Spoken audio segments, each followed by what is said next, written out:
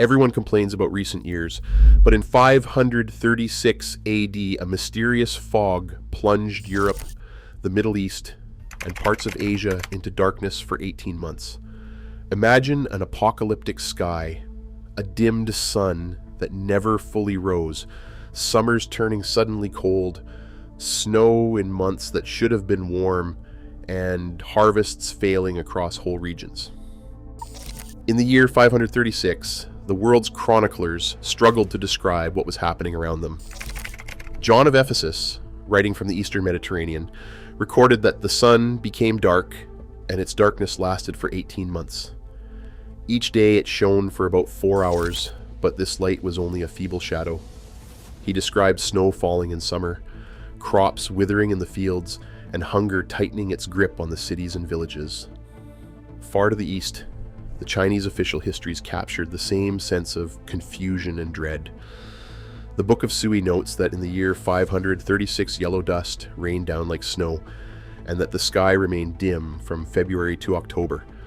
People could see stars in the daytime, and the regular order of the seasons seemed to have broken. In Europe, a Gothic historian wrote of a sun that gave forth its light without brightness, like the moon, during the whole year. The days were cold and damp, and the harvests failed again and again. Markets emptied, fields lay barren. No one could remember a time when the world had felt so strange or so fragile. Across continents and cultures, the words of these witnesses echo with the same bewilderment. The sun's warmth, once taken for granted, had become a memory. The old certainties, spring's return, a full granary, a clear sky, were swept away by a darkness no one could explain. In the silence left by the failing light, fear and rumor flourished. A farmer stands at the edge of a field, soil cold and unyielding beneath his hands. Where wheat once stretched tall and green, only stunted shoots cling to life, their leaves shriveled by nights that feel like winter and days that never quite become day. The sky above glows a dull gray, as if the world has been trapped inside a lantern with a dying flame. No birds sing. The air tastes of ash and damp earth.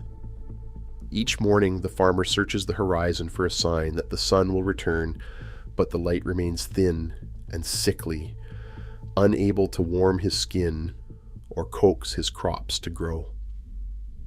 Inside a nearby monastery, a scribe scratches out a prayer by candlelight, his eyes straining in the gloom.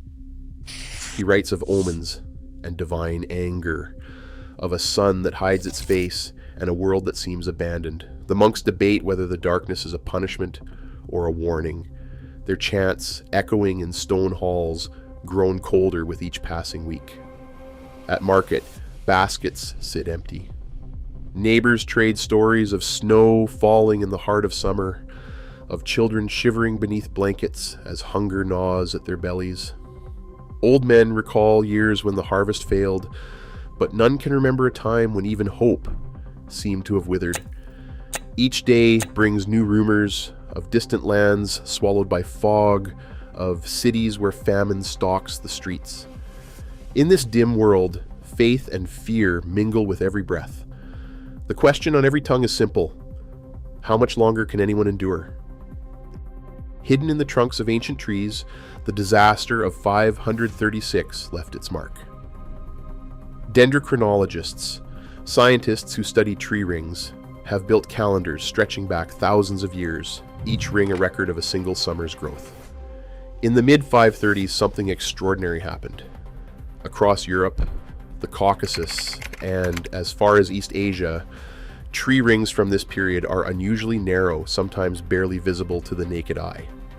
These stunted rings are not just local oddities. They appear in Irish oaks, Siberian larches, and Swiss pines, all signaling the same thing: a sudden, sharp drop in summer temperatures. When scientists measured the width of rings from dozens of sites, a pattern emerged. Growth nearly stopped in 536 and again in 540, pointing to a drop in average summer temperatures between 1.5 and 2.5 degrees Celsius across the northern hemisphere. To put that in perspective, even a single degree of cooling is enough to shrink growing seasons and threaten harvests. Here, the cold lingered for years, not months. Crops failed, forests slowed, and the world's green engine faltered. To refine the timing, researchers turned to radiocarbon dating. By matching the carbon signatures in tree rings to known fluctuations in atmospheric carbon, they could pinpoint the years when growth collapsed. The evidence converges on the mid-530s, matching the accounts of darkened skies and failed summers. Each suppressed ring is a silent witness to a sun that could not warm the earth, a world where the rules of the seasons seemed to break. The trees, rooted in silence, record a catastrophe that swept continents, a cold written into their very bones. This measurable chill set the stage for the hardship that followed, and the search for its cause would soon turn to the sky itself. Deep inside the polar ice, a hidden archive holds the story of the world's sudden darkness. Each year, snow settles and compresses, trapping traces of the air above. In the layers from the mid-500s, scientists found something extraordinary, a sharp, unmistakable spike in sulfate, far beyond anything seen in centuries before or after. This chemical fingerprint, sulfuric acid locked in the ice, speaks of a colossal eruption that hurled ash and gas into the sky, turning the sun itself into a pale lamp. The scale of this sulfate surge is staggering.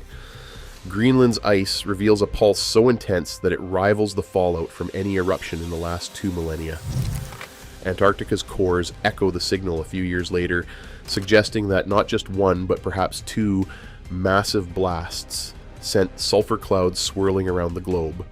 The first, in 536, left its mark mainly in the north, while a second, around 540, reached both poles, a double blow that kept the world shivering for years.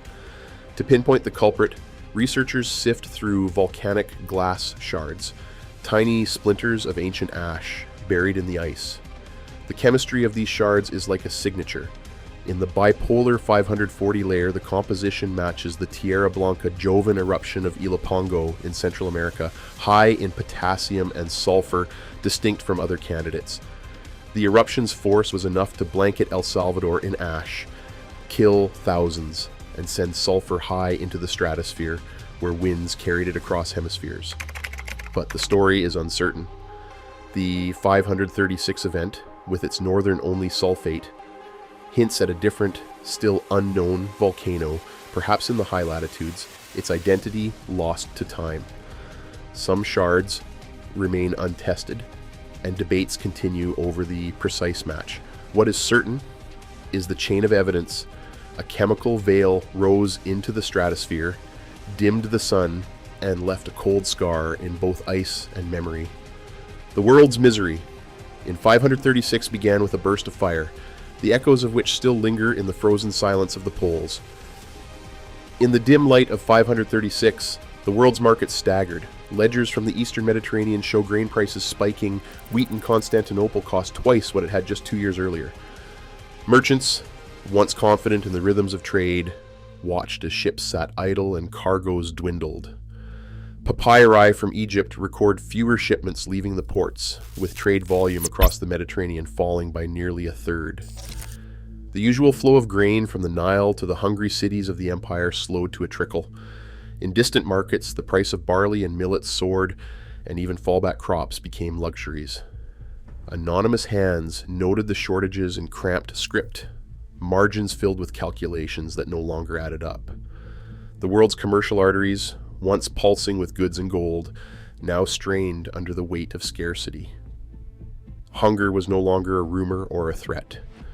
It was a daily transaction, measured out in empty baskets and vanished coins.